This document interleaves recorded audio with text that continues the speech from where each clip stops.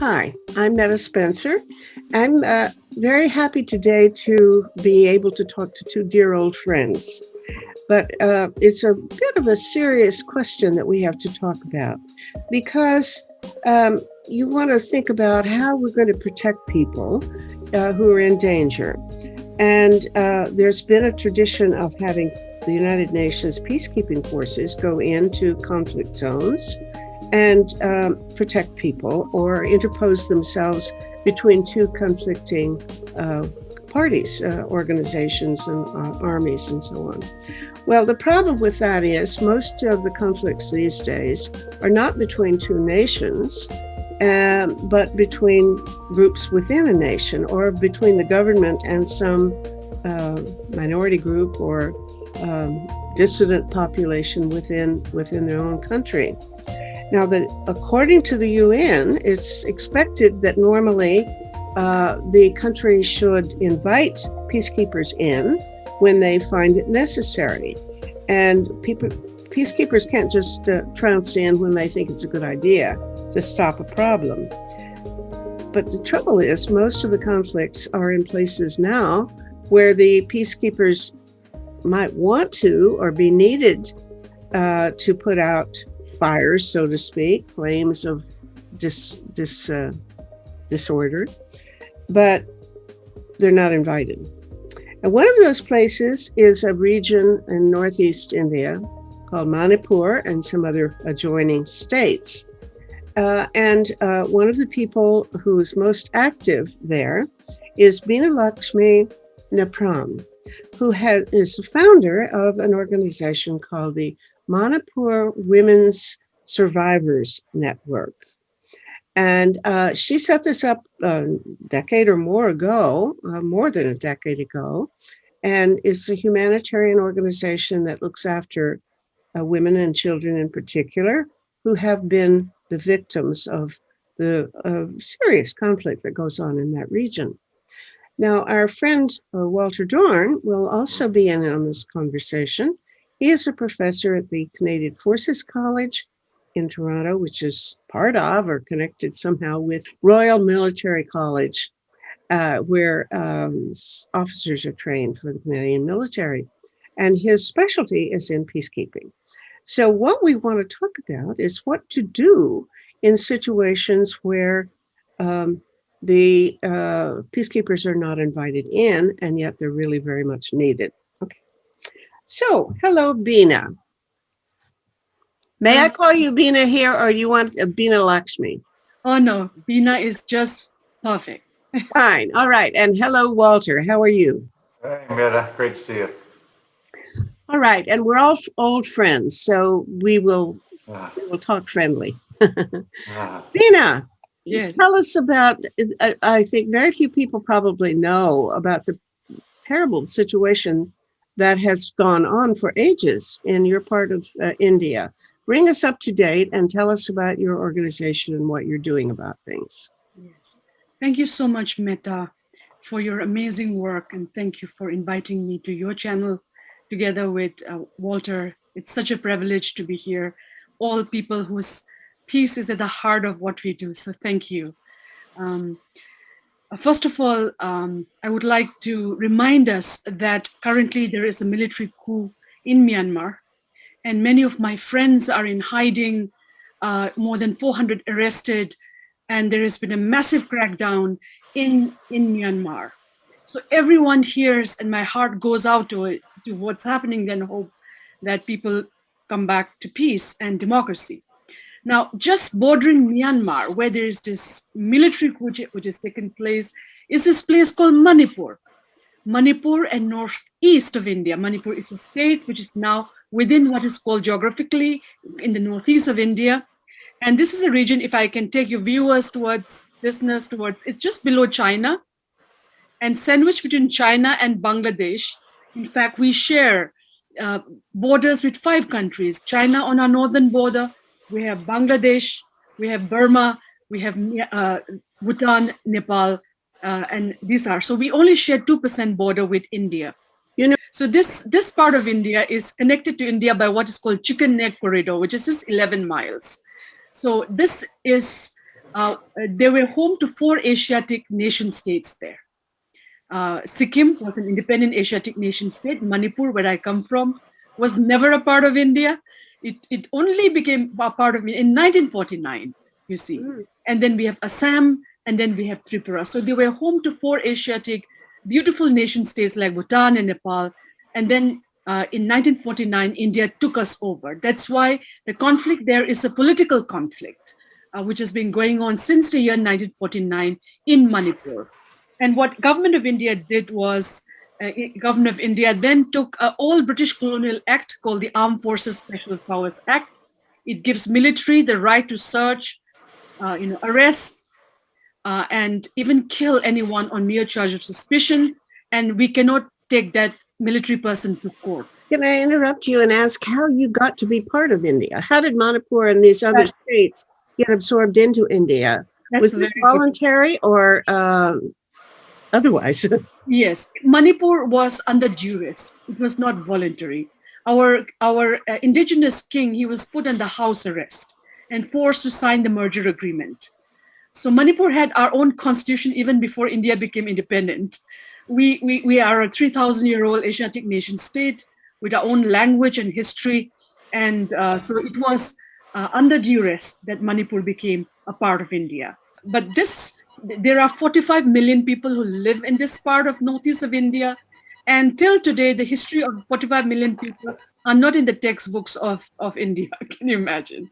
So today, Meta, if you don't meet me in this lifetime, and if it's a genocide which went on, you wouldn't even know we existed. So we were blanked out from not just from the world, but even other friends from India. They don't really understand what is northeast of India. And we are given a term called Chinkies, means people with Chinese features. I have been always asked which country I'm from whenever I'm in Delhi. I studied in Delhi, I lived in Delhi, but I was always asked, Madam, which country are you from? Why? Because you don't, you think, or they think you don't look like an Indian. Yes. So India, we are given a term called Chinky, people with small eyes and, snub nose. And in fact, during the COVID-19 last year, many of our, colleagues from the northeast of India were asked to go back to China. We were called coronavirus carriers and were not allowed to enter grocery stores, spat at in New Delhi, and asked to vacate rental apartments. So I worked very closely with our colleagues to able to evacuate them. Like so many Indians, migrants suffered during the immediate lockdown by Prime Minister Modi. In short, what I was trying to say is we are racially distinct from the rest of India. In fact, the northeast of India, actually, I call it, because I'm a historian by training. I've also done international relations. So when I look at the northeast of India, in fact, this is the beginning actually of Southeast Asia. Our food, it's not chicken tikka masala. It's more like herbs. It's more like less spices. It's more natural. And so it's in terms, and then even we don't wear salwar kameez. It's more like hand-woven sarongs. So in terms of, and our language that I speak, Manipuri, is Tibeto-Burman. It's not even Pali. It's not Sanskrit. So it's a very racially, culturally distinct, part. And someone like myself who have been born and raised there and also studied in New Delhi. India is a land of 1.3 billion people, and all we are asking India to have a diversity policy, so that every person who looks not like an Indian actress who's fair and sharp nosed. There are other Indians who can look like me, other Indians who can look more like Thai or Filipino, but we are also Indians too. So there's a deep-seated racism and racial violence against people of northeast of India, and have led many delegations to the Indian government. In fact, we had the George Floyd moment when a 19-year-old boy, Nido Tanya, was beaten to death in the streets of Delhi in January 2014. And we negotiated and we went protesting for more than 6 months in Delhi and got the government of India to actually have a committee for the first time in independent India's history called the Beswara Committee Report to look at racial violence against indigenous people of northeast of India. So So first is a political conflict. Second is a deep racial violence, which continues to perpetrate against. I have myself packed the dead bodies of so many indigenous women in Delhi and other metropolitan cities, who were physically assaulted, raped, and murdered in the capital city of India, as well as so many young boys in Bangalore, Hyderabad, who were beaten to death. So racism is one very deep problem that we've felt all this time. And third, the first, India says one country, one law, but in the northeast of India, they have imposed a martial law. And India is supposed to be the world's largest democracy. But in our part of India, we have a martial law since 1958 called the Armed Forces Special Powers. So how can we, for me, as a thinker, as a human being born and raised there, I'm always puzzled as to how is this possible in the world's largest democracy, that you have for every 20 Manipuris, we have one Indian army personnel. This is the level of militarization that we have. One day, if you happen to come there, Meta, you will see for yourself that how every hillock is a military point. Our ancestral sites, our cultural sites are military barracks. So it's a very deeply militarized zone. So, and this is what we resist. For me, we love peace. Peace is at the heart. For us, it's like India, okay, we are now a part of India, then please do good governance. Good governance. Take the military boots out. If you want a military, let it guard the borders against China, against Myanmar, against Nepal. Do that. But why impose a martial law on 2.2 million Manipuris, where every Manipuri, including an unborn child, is a suspect, according to this martial law? So this is what we are resisting, Meta. And we are doing it in a humanitarian way, because we know this is a very powerful army. India has lots of army. Then we have armed groups who also came up because of this. So people like us, civilians, are sandwiched between the gun of the state and the gun of the non-state actors. So the Manipur that I grew up is absolutely like violent place. I have lost my niece in bomb blast. My parents were nearly shot. And this is a story not just of me, but of almost every family that we know. That's why we started the Manipur Women Gun Survivors Network. Okay, now what you're asking, you're not a separatist movement. No. You're not asking for independence as a separate state. You're asking for a change in the way you're administered. Absolutely. Is that, would it be a change in the governance? Would you have more local autonomy, or what would you be asking for? We are asking to be treated as equal citizens of an equal country. And that would mean stopping martial law. That has to go. That is the heart of the matter, is it? Absolutely, because you cannot, it's like democracy at gunpoint. Mm-hmm. It's like teaching a child how to behave at gunpoint. Mm-hmm. How can you violently control a community like this for more than 62 long years? So government of India needs to negotiate with the people of Manipur with how they want remove the military and stop putting puppet regimes on Manipuri people, because New Delhi is doing it. It's buying, corrupt. So you're saying the regime there, the local governance is corrupt. Puppet.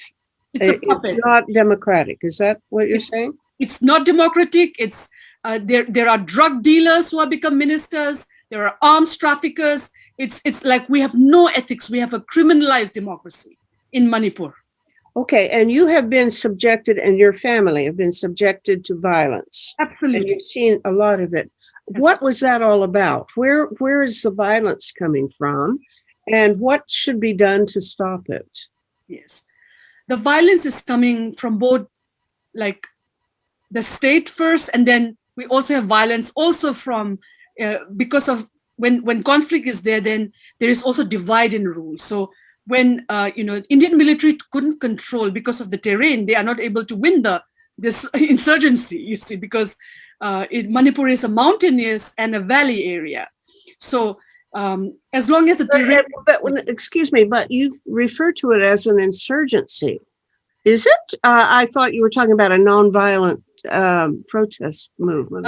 Here, Meta, we are speaking about, first, we have to be clear, if we are speaking about my work, the work of Manipur Women Gun Survivors Network, that's purely humanitarian and non-violent and also an assistance way. But I'm also talking about the political violence which is going on, the political conflict, which is beyond And our that is, there is an insurgency, a group of yes, people absolutely, opposing the government of India.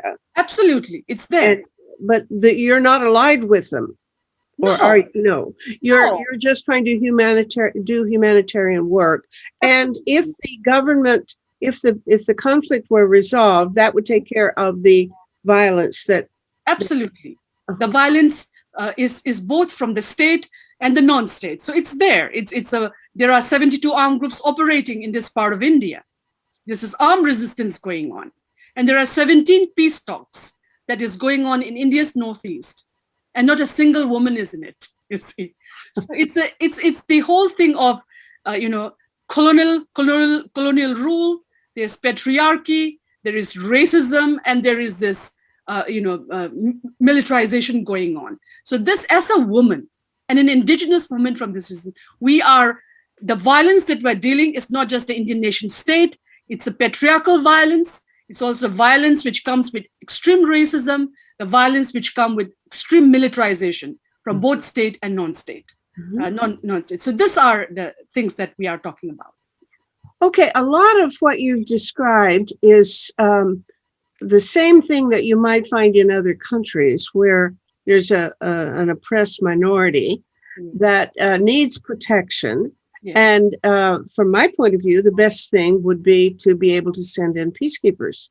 But you're not able to do that because the government of India won't invite them in, right? No. Indeed. So you're really kind of at a loss as to how to advance your cause. I'd like to ask Walter's opinion about this situation and what he thinks can be done in cases such as this, where a group of people need help, need defense, but can't get it because their own government is the source of their problem. Great, Meta. Glad to be with you and honored to be with Bina.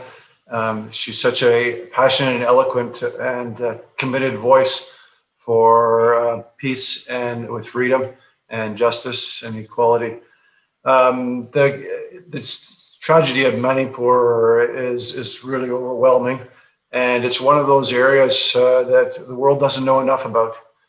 We should know more about the atrocities being committed in the Seven Sister states of Northeast India and in Manipur. It's an area where the Indian government has literally been able to get away with murder.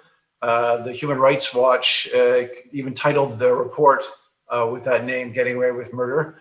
The Special Powers, Armed Forces Special Powers Act is a violation of human rights. It's a colonial hangover from the British times, from the Second World War, and it's being used and abused by the Indian government to this day.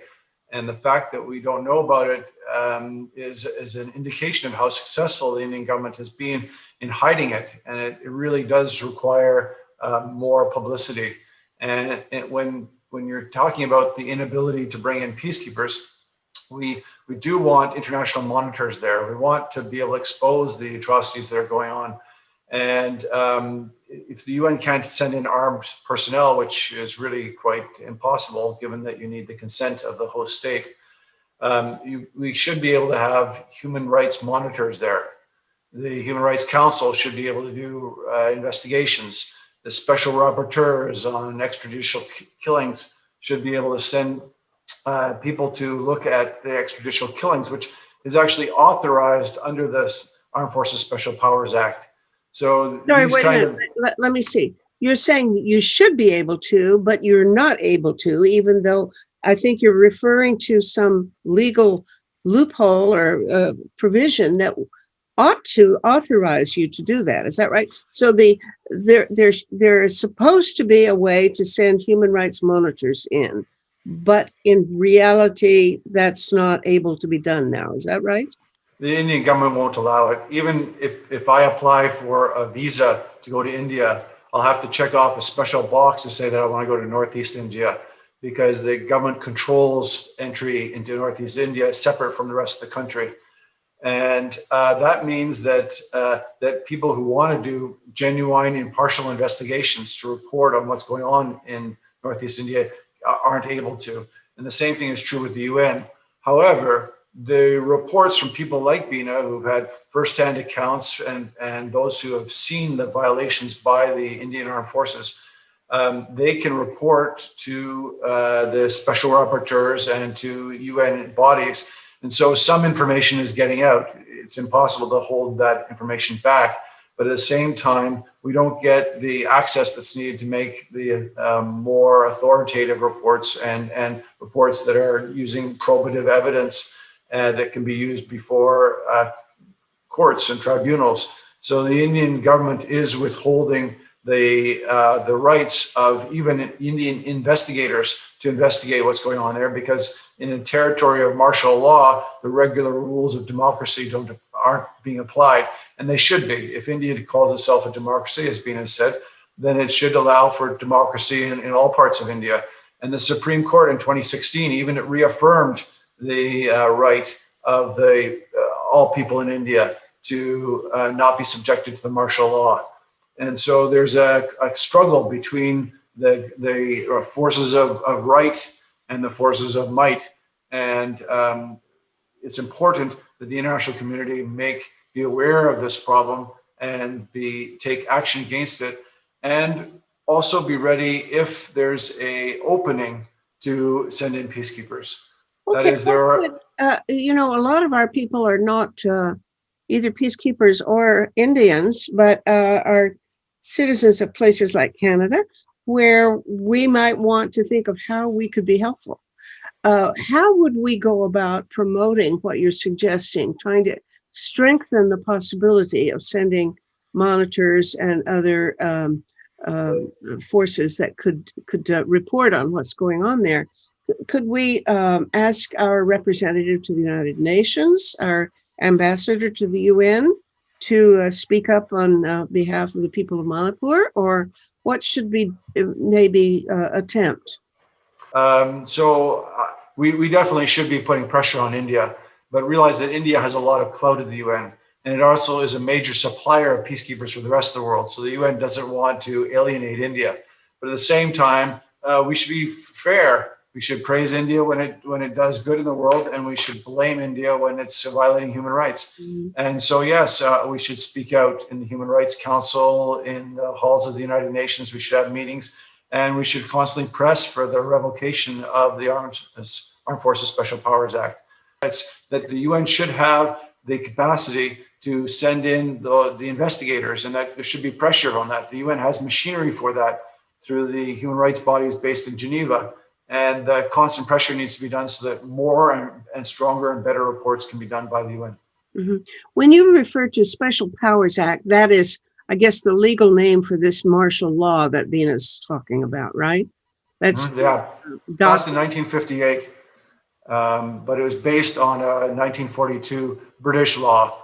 And ironically, it was used to suppress the Gandhian movement that led to Indian independence. Now the Indians are using that same basis of law to suppress independence movements within India, and even peaceful movements that want to protest peacefully. Mm-hmm. It's really pained because India is a land of diversity. There's so much beauty in India, so much that we can really, feel the energy of India. But yes, absolutely, the current regime has really made it worse in the name of nationalism. As if we do not love the nation. So they have used a brand of using religion and in gearing up Hindus who are, my name is name of two goddesses, Bina Lakshmi. There is 88% Hindus. The Hindus are a majority. So there's nothing to fear, but the kind of drumming, they're making a majority look like as if they're being threatened. So that is something which is not right that is being done. The Manipur people, yes. Traditionally, in terms of, if they're not Hindu, what are they? Yes, so we have our own indigenous faith. We call it Sanamahi, which is nature worship. For example, every morning, so we don't have idols, but we worship the rays of the sun and the moon. Every morning, we start our morning by putting fresh pond water, flowers, and an incense, and look up to the rays of the moon. We never go to bed without doing the same thing, and looking to the direction of the moon. So we are very closely connected with nature. We still today in today's my parents' home, my mother still grows our own food. We have a small pond, and it's a very kind of very connected with nature, our life. The Hindus came, and proselytized. They burned our indigenous texts, and then the British came to Manipur. And so in the hills, because the valley was already lot of conversion was taking place, in the hills, the Christian missionaries came, and so many in the hills are now Christians, and those in the valley are mostly Hindus. And then, like families such as ours, because I belong to like multi-generation, where my grandfather was a traditional healer. He was someone who said we were never Hindus. So our family was able to protect ourselves from the influence of like forced personalization of Hinduism. So although my name is Hindu, but I am not a Hindu. I'm a human being. Walter, you got to go protect Veena. How are you going to do it? Yeah, I'd like to support her in every way I can. Definitely, we need to be able to protect the freedom of speech. We need to be able to protect the truth. We need to be able to expose violations and make sure that we have every peaceful means of getting change in Northeast India. And that means speaking truth to power when it comes to the Indian government. This, for us, the main contention is this martial law. And this was passed during the Congress regime, Mehta. Let me be very clear. And the BJP came to power in the Northeast. Now, many of the Northeast of India has BJP. Why? Because they wrote in their manifesto that they will remove this martial law. Can you imagine? So they came to power. Hold on. The BJP came to power because they claimed that they would undo the martial law. Exactly. And they're using it even more fiercely. Exactly. So this is for us being born in the region, and we have really observed and working very hard in this region to ensure, as Walter say, rule of law. All we are asking is to implement rule of law. Indian democracy says every Indian has a right to life, Article 21. But this martial law takes the right of life of any Manipuri or Northeast person away. This act is clamped in two parts of India, first in the Northeast of India, but in Kashmir, they clamped it in 1990, you see. So first it was clamped much earlier in Northeast, and now it's clamped in Kashmir. These are the only two parts of India where there's martial law imposition right now. Having said that, as I mentioned, so the Congress regimes, we try to meet, there's a girl called Iram Sharmila who fasted for 16 long years to get this martial law removed. 16 years, she didn't eat. So government of India put tubes on her and fed rice, water, and lentils 3 times a day and forced her, like it was forced. It has never happened in the history of the world before that the world's longest hunger striker by force through the nasal feeding.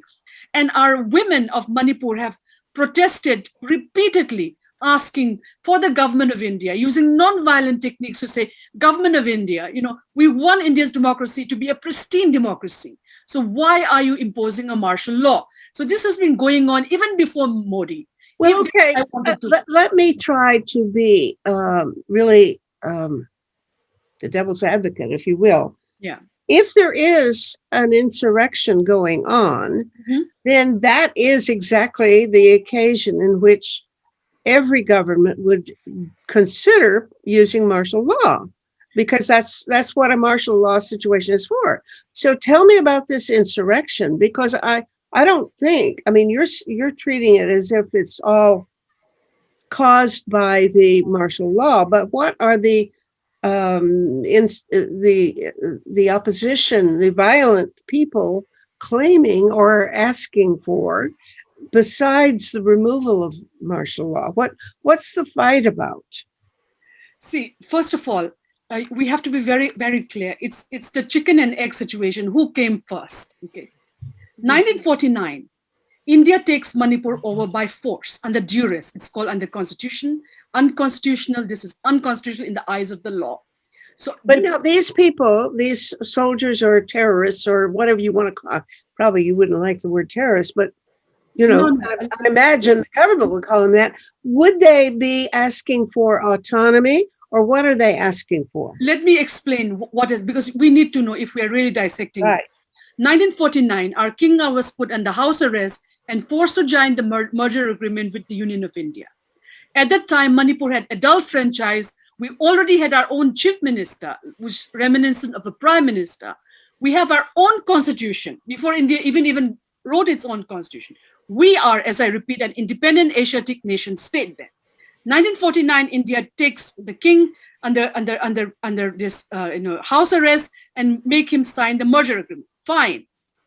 And what happened? The Manipur cabinet, some came in Manipur, some were very upset with it and went over underground. Our own elected representatives. How would you do, Meta, if this was a force done on your own people? So they went underground and they started using like pamphlets. They started advocating for the rights of people of Manipur, that you cannot take us by force.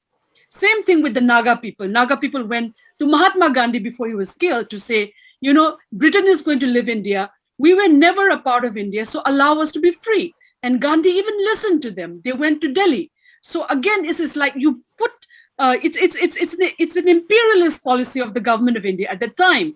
So Sardar Patel, who was the man who did this, he's known as Bismarck of India, and he's from Modi land. He's from Gujarat, you see. Modi built the biggest statue with Chinese help in Gujarat of that guy recently, a couple of years back. So what I'm trying to say is, okay, that time, the Manipuri people, then martial law was imposed. At that time, there was no insurrection. People were subdued. They were subdued by Indian military. Mm-hmm.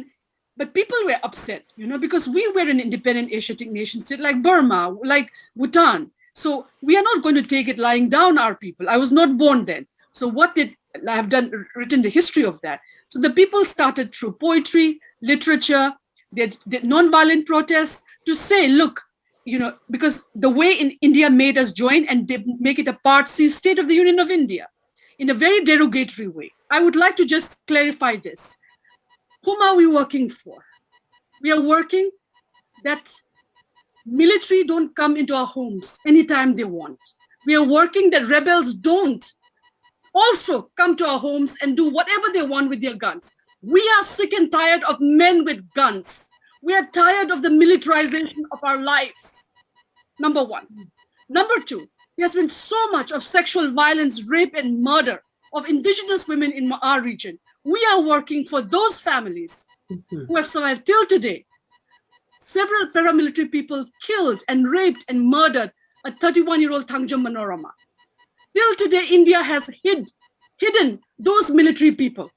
We don't even get justice. So whom are we working for? If the rebels are committing also crimes, we protest even against that. So we don't take sides. We are against those people who commit crimes against humanity.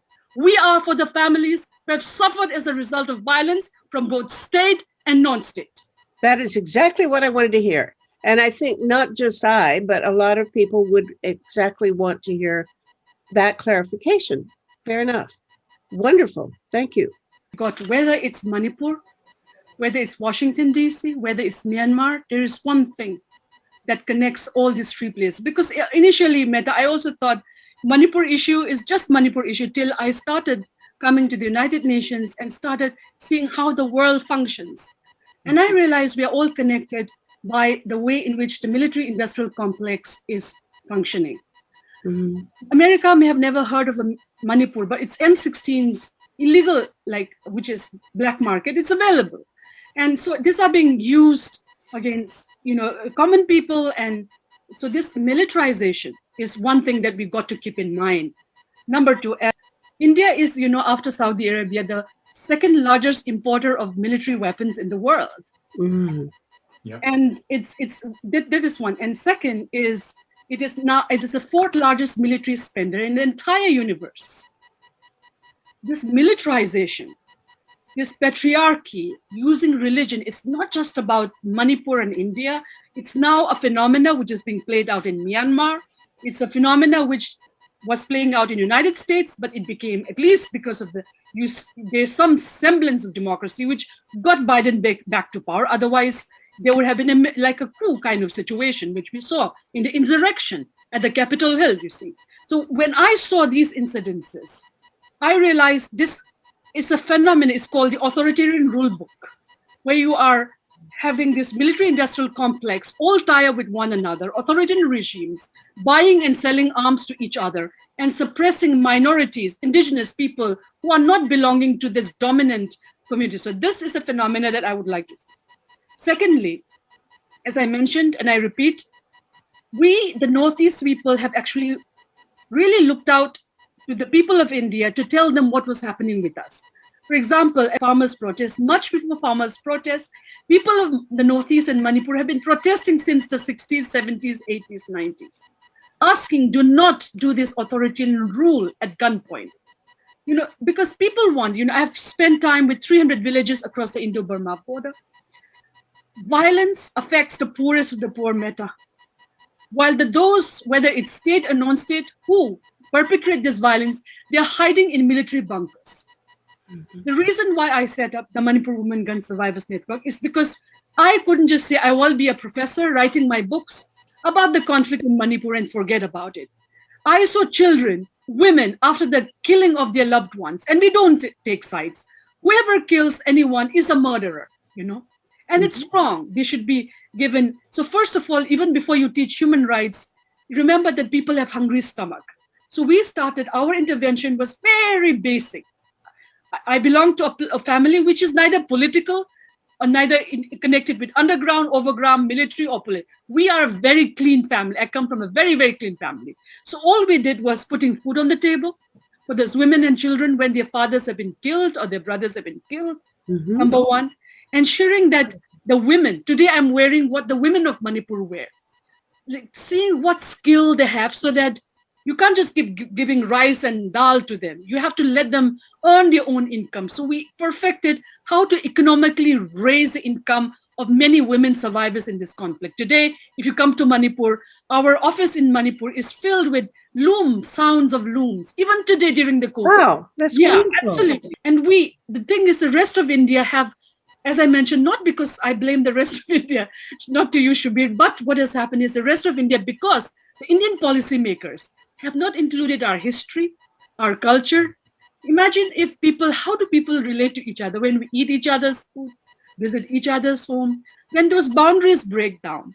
But in the rest of India couldn't really understand the Northeast because a young child growing up never studied about us. So when they look at us, they think we are Chinese or Thai or Filipinos. They think we don't have brains. They think our women are morally loose. So all sorts of negative stereotyping happened. As a result, this racism became entrenched, not just on the military level, but also on an everyday level, which led to so many young people being beaten to death in the streets of Delhi and Bangalore. So again, the whole thing of militarization, racism, and Martin Luther King, I'll end with this. Martin Luther King, in his Nobel acceptance speech, said this: the three quadrants of the violence in our lives is militarization, racism, capitalism, and what it is. So patriarchy, militarization, colonialism, and this racism. So these are what he called the four quadrants of continuum of violence, which continues whether in Manipur or whether it's in DC, whether it's in Afghanistan. This is what I have learned over this 15 years of research, writing, and activism, that it is not just a Manipur problem, but as Walter said, we've got to confront it. The farmers' issue, I feel the equal pain. But how come India, which is the world's largest democracy, hasn't even raised a finger for 56 million Myanmarese people who are out in the street? They don't feel it. They think it's far away. You see, they don't feel it. The world's largest democracy is quiet on Myanmar military coup right now. So this is that collective awareness that we got to raise together to confront, as I said, racism, militarization, patriarchy, and capitalism, which is becoming very, very problematic in many countries. That's quite an agenda, and I'm certainly joining you.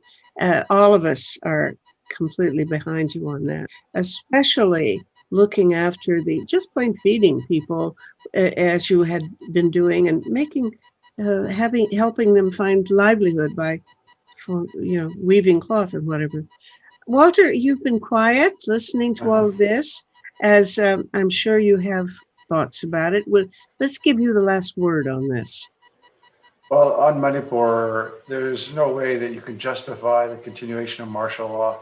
After 62 years, it's completely against the human rights of the Manipuri people, and there should be tremendous international pressure to remove the Special Forces, this Armed Forces Special Powers Act. And this points to a larger problem in the world that mighty countries can use international fora to manipulate the agenda and keep certain issues out of the agenda of international bodies that are supposed to monitor human rights.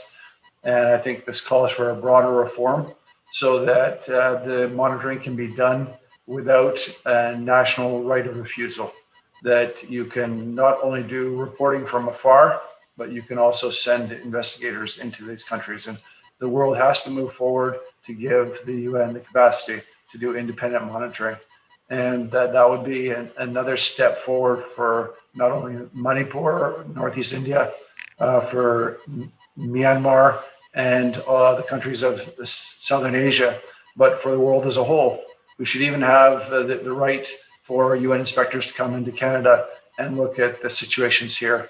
And as we create an openness and transparency, then we can hope for movement towards the rule of law, that is the rule of just law, not the rule of arbitrary law, but the rule of law which promotes equality and justice in the entire world. Hooray for that. So it sounds as if we've agreed on a new campaign, at least a new cause that we can all get behind.